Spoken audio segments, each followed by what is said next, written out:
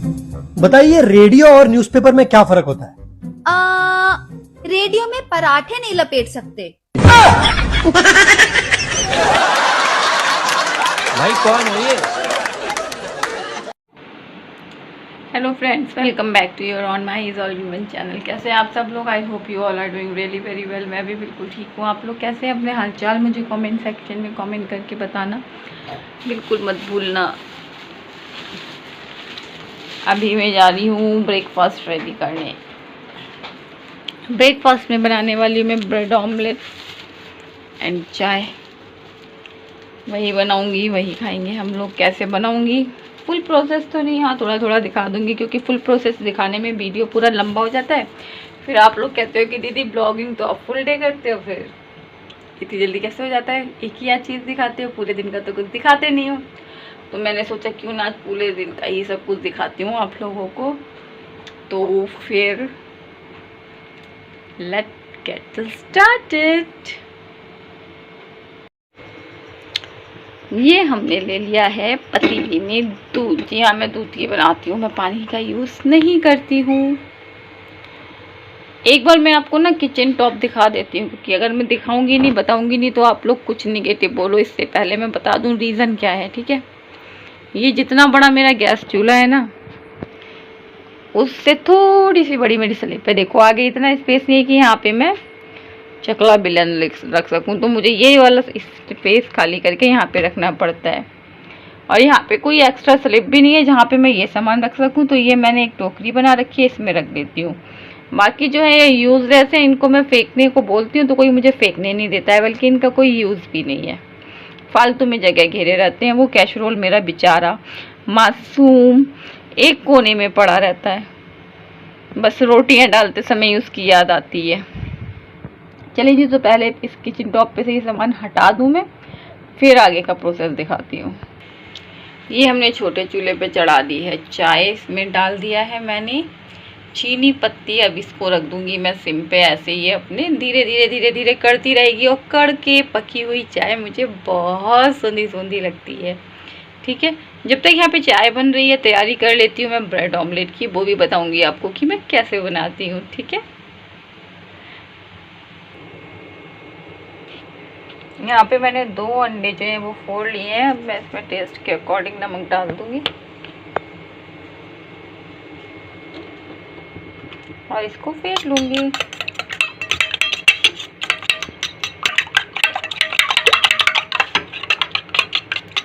एक हाथ से कैमरा होल्ड करके सब कुछ करना कितना टिपिकल होता है ना। देखो हम कितनी मेहनत करते हैं ना आप लोगों को अपना डेली रूटीन दिखाने के लिए, तो प्लीज़ थोड़ा सा आप भी हमें सपोर्ट कर दीजिए। वैसे मैं आपको एक बात बताती हूँ, ठीक है? यहाँ पे मैंने बहुत सारे फ्रेंड्स कमाए हैं, बट अभी रिसेंटली मेरी एक न्यू फ्रेंड बनी है। तो वो पता है मेरी फ्रेंड कैसी है? अगर कहीं पे मैं गलत हूँ तो मेरी गलतियों को पॉइंट आउट करती है वो। और सच बता रही हूँ, उनका वे ऑफ टॉकिंग इतना अच्छा है ना कि जब वो कोई बात समझाती हैं तो समझ में आ जाती है। नहीं जानती कि वो मेरे से एज में बड़ी हैं या छोटी हैं, लेकिन बिल्कुल वो मुझे ऐसे समझाती हैं जैसे कोई बड़ी सिस्टर समझाती है छोटी बहनों को, उस तरीके से। आप लोग चाहे जानते भी हों, उनके ब्लॉग्स देखते भी हों, उनका एक ब्लॉग है, वो ब्लॉग चैनल है जिसका नाम है पूनम ब्लॉग्स। और अभी हाल ही में उन्होंने एक नया रिएक्शन चैनल भी अपना खोला है जिसका नाम है माई डेली ब्लॉग। तो वो मेरी बहुत अच्छी, मतलब ज़्यादा हम लोग की बात हुई नहीं है, लेकिन जितनी भी बात हुई है उनकी उतनी ही बातों से मैं काफ़ी अच्छे से इंस्पायर हुई हूँ। और पता नहीं क्यों एक अटैचमेंट सा फील होता है उनके साथ में। चलिए जी, ये हो गया। अब बना देते हैं पहले हम गुफरान के लिए, फिर हम बनाएंगे अपने लिए, ठीक है? तो इसको कैसे बनाते हैं वो भी बता देते हैं। बहुत सारे लोगों को आता भी होगा कैसे बनाते हैं, लेकिन मैं फिर ये प्रोसेस दिखाऊंगी।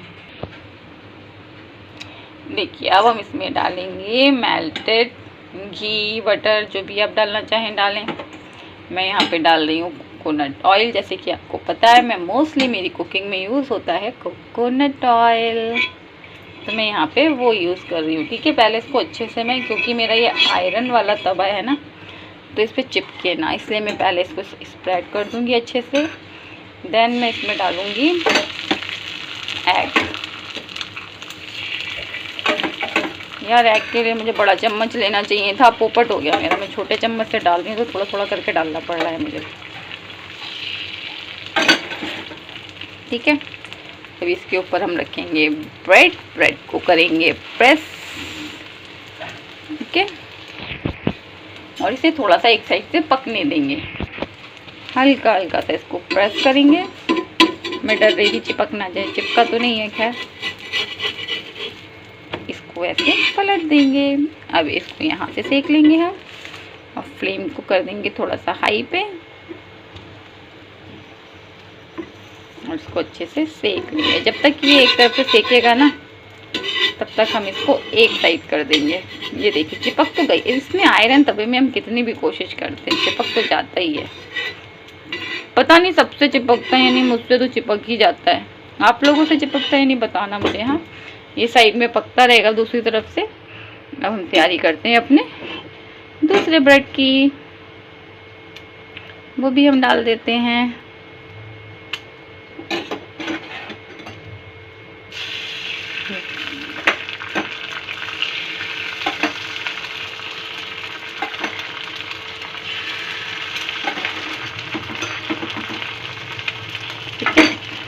अब इसके ऊपर भी हम डाल देंगे ब्रेड, और इसको कर देंगे प्रेस। ठीक है, और फिर इसको कर देंगे फ्लिप। ऐसे ही हम अपनी सारी की सारी ब्रेड जो है वो, सरफेस क्लीन था मेरा।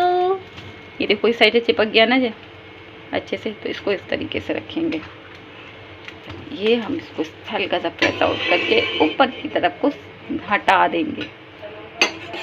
अगेन हम इसमें डालेंगे हमारा कोकोनट ऑयल। कोकोनट ऑयल में बना के देखना, बड़ा ही डिलीशियस बनता है।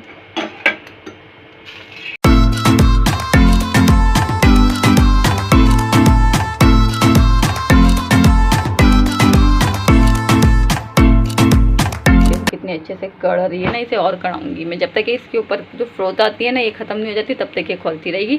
और उतनी देर में मेरा नाश्ता भी तैयार हो जाएगा। मिलती हूँ थोड़ी देर में। ये बन गया हमारा ब्रेकफास्ट। आ जाइए आप लोग भी खा लीजिए जल्दी से आके, और बताइएगा कौन कौन लोग ये खाते हैं ब्रेकफास्ट में, और किस किस के बच्चों को ये खाना पसंद है। मेरे वाले को तो बहुत ही पसंद है ये।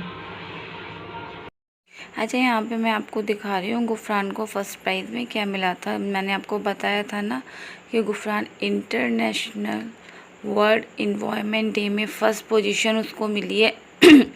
उसमें उसको ये मिला है गिफ्ट में। और जैसा कि आप सबको पता ही था कि मैं कढ़ाई जो है अपनी न्यू ख़रीदने वाली थी, बट मुझे अब जब गुफरान को गिफ्ट में ये मिल गई तो अब मुझे कढ़ाई लाने की ज़रूरत नहीं, ये लूँगी मैं। और ये बहुत अच्छी क्वालिटी की है। इसको मैंने यूज़ करा है, यूज़ करने के बाद मैं आपको बता रही हूँ, ये बहुत अच्छी क्वालिटी की कढ़ाई है। और पता है गुफरान क्या कह रहा था? वेरी गुड, मेहनत सारी हमने करी, प्राइज़ तो मम्मा को मिल गया। लेकिन कितना खुशी होती है ना यार जब हमारे बच्चे को ऐसे अचीवमेंट मिलती है कोई। मैं इसमें पिक्स भी शेयर करूँगी। मेरे बेटे को जो हमारे यहाँ के DFO हैं उन्होंने सम्मानित किया था, उसके स्कूल के प्रिंसिपल ने सम्मानित किया था।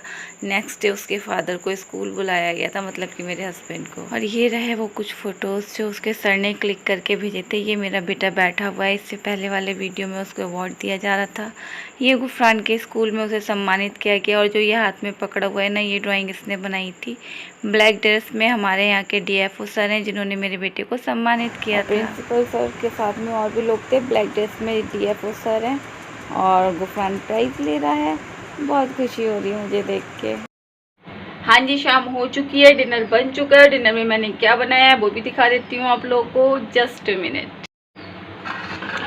डिनर में मैंने बनाया है मज़ेदार सा यमी सा अचारी गोश्त, जो कि मैंने चिकन से बनाया है। ओहो, बड़ा गर्म हो रहा है ये। साथ में ये राइस बनाई है, तो देख लो मेरा हाथ जल रहा है। और इसके साथ में हम मंगाएंगे तंदूरी रोटी, क्योंकि मुझे खानी नहीं है, गुफरान को तंदूरी रोटी खानी है, तो उसके लिए तंदूरी रोटी मंगाएंगे। और दिखाती हूँ अम्मी क्या कर रही हैं।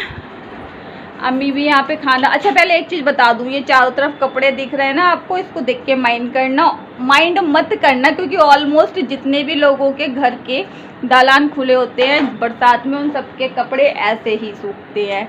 किस किस के घर में ऐसे सूखते हैं कमेंट सेक्शन में बताना। और ये देखो माता श्री क्या कर रही हैं। अम्मी हाय तो बोल दो,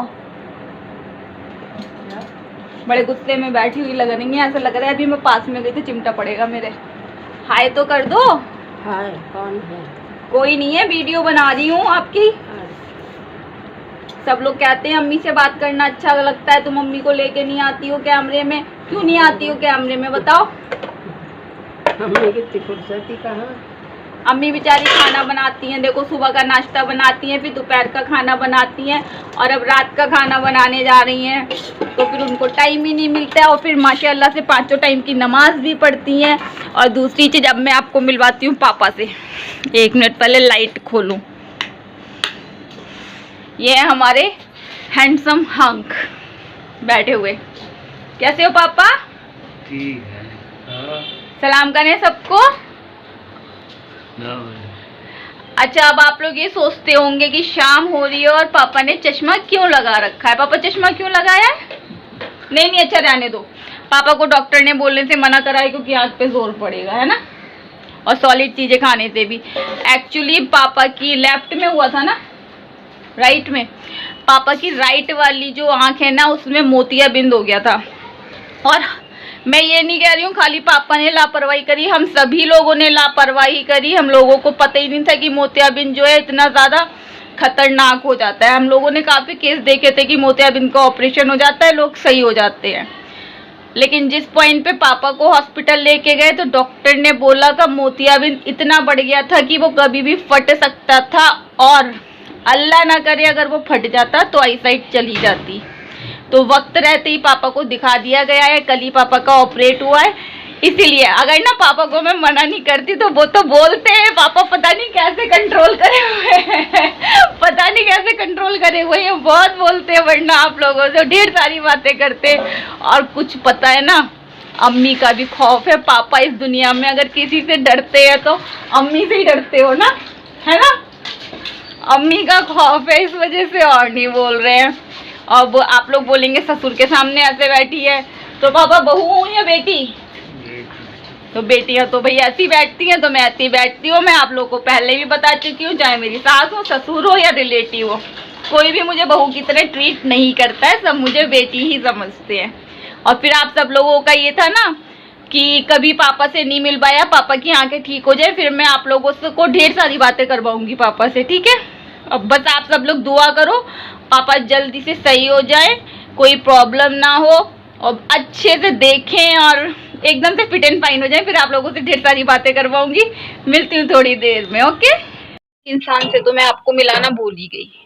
हमारे घर में एक नई दुल्हन आई हुई है, उस दुल्हन से मैं आप लोगों को मिलवा देती हूँ, ठीक है। दुल्हन क्या हाल चाल है? चल रही है। ओ दुल्हन इधर तो देख ले, पहले सलाम तो बोल दे सबको। अस्सलाम वालेकुम। तो दुल्हन है ना, है ना, इधर देख के बोल। ओए अरे ना। ये पता मेरी नंद का बेटा है, इसका काम क्या होता है, स्कूल से आता है, फिर ये जो कोना है ना, ये कोना ये इसने रिजर्व कर रखा है। यकीन नहीं करोगे, 1.5 साल हो गए ना गोलू, 2 साल, 2 से भी ज्यादा होगा, 2.5 साल होगा। 2.5 साल हो गए हैं इस लड़के को यहाँ पे शिफ्ट हुए क्या, स्टडी कर रहा है यहाँ पे, जिस स्कूल में पढ़ रहा है तो वो यहीं पे रहता है, ठीक है। 2.5 साल से इस हमारी दुल्हन ने इस कोने पे कब्जा कर रखा है। कोई भी मेहमान आके चले जाए, कुछ हो जाए, ये बंदे की नजर नहीं दिखती। जब हम बताते हैं गोलू आया हुआ है तो लोग कहते हैं अच्छा गोलू आया है, गोलू तो दिखा ही नहीं, यहाँ पे बैठ जाता है, ठीक है। और जब इसके मामा और नानी इसको डांटते हैं तो मुश्किल से 5-6 मिनट के लिए तखत पे बैठेगा, फिर आके यहाँ पे बैठ जाता है। और आप लोग कहते हैं कि मेरी नंद का बेटा रहता है, आप उसे दिखाते नहीं हो। ओए मैं कौन हूँ तेरी मामी हूँ ना, देख लो सुन लो, ऐसी है। और मैं इसको अब गोलू नहीं कहती, अब मैं इसको दुल्हन कहती हूँ, क्योंकि दुल्हन की तरह खोपचे में घुसा रहता है हर वक्त। तो जी आज के ब्लॉग में बस इतना ही। आप लोगों को मैंने आज अपनी ऑलमोस्ट सारी फैमिली से मिलवा दिया है। अच्छा, बहुत से लोग इस वाली दीवार को कहते हैं ना, पीछे हो जाऊं पहले थोड़ा सा, इस वाली दीवार को कहते हैं कि दी आपके पूरे घर में प्लास्टर है, सब कुछ ठीक से बना हुआ है, इसमें प्लास्टर क्यों नहीं है? अम्मी इस वाली दीवार में प्लास्टर क्यों नहीं है? दूसरे की दीवार है तो हम क्यों करें?